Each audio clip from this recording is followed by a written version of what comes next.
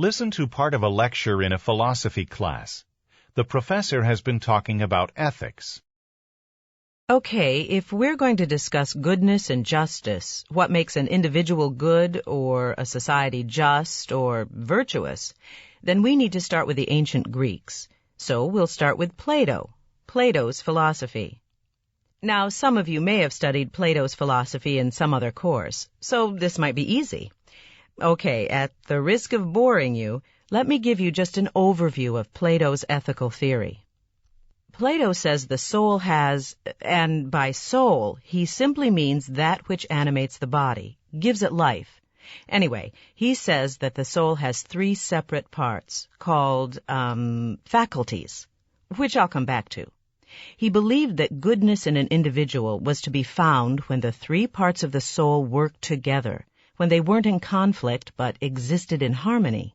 A good or just person will have a soul in which the three faculties work well together. So how does he arrive at that analysis?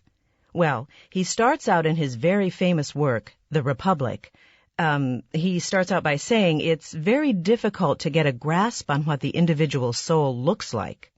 So, to get some idea of what the individual human soul is like, he says we should study the structure of society. What kinds of people and activities every society has to have. He argues that every society has to have three groups of people, workers, soldiers, and leaders, and each has a sort of defining characteristic. Every society has to have workers, like farmers, or people who work in factories, producing all the things that we need for everyday life.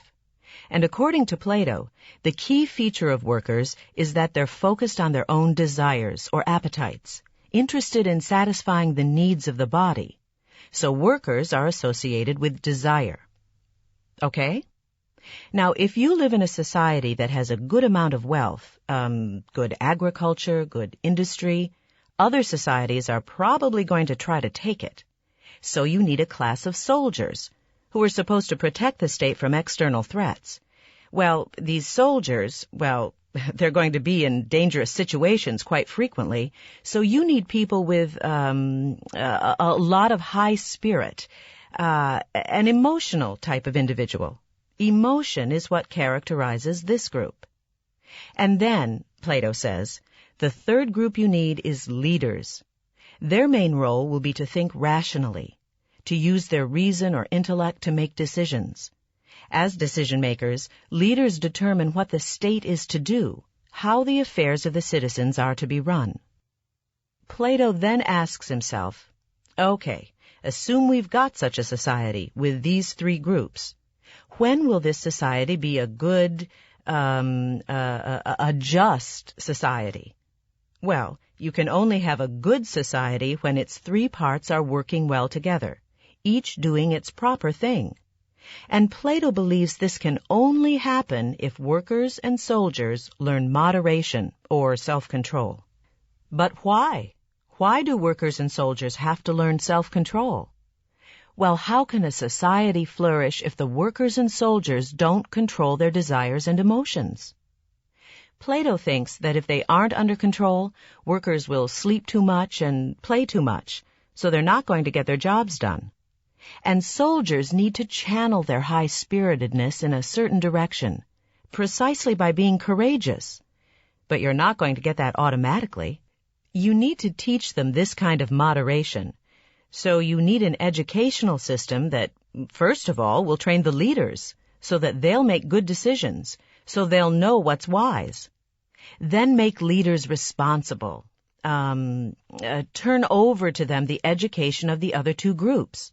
And through education, build a society so that the workers and soldiers learn to use their intellect to control their desires and emotions. If you had all that, then, for Plato, you'd have a good or just society. Now take that picture, that social, political picture, and apply it to the individual person. You remember about the soul? That it consists of three separate parts or faculties? Can you guess what they are?